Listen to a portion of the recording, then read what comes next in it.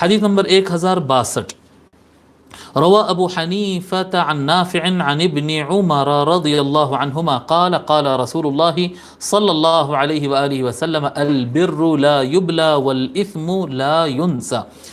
امام اعظم ابو حنیفہ حضرت نافع جو حضرت عبداللہ ابن عمر رضی اللہ عنہ کے خادم ہیں، ان سے وہ حضرت عبداللہ ابن عمر رضی اللہ عنہما سے روایت کرتے ہیں، رضی اللہ عنہم اجمعین سے روایت کرتے ہیں کہ انہوں نے کہا کہ رسول اللہ صلی اللہ علیہ وآلہ وسلم نے ارشاد فرمایا، نیکی کبھی پرانی نہیں ہوتی۔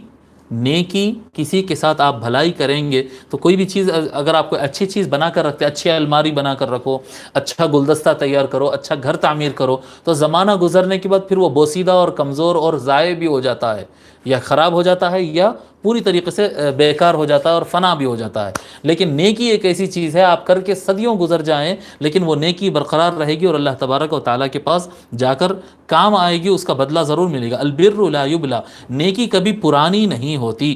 پھر فرماتے ہیں والاثم لا ینسا، اور گناہ ایسی چیز ہے کہ جو بھلایا نہیں جاتا۔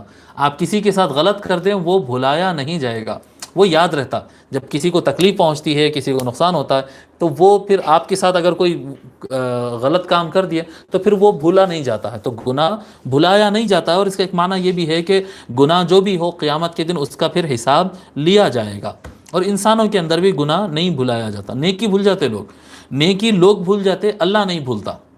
نیکی لوگ بھول جاتے ہیں، اللہ تعالیٰ نہیں بھولتا۔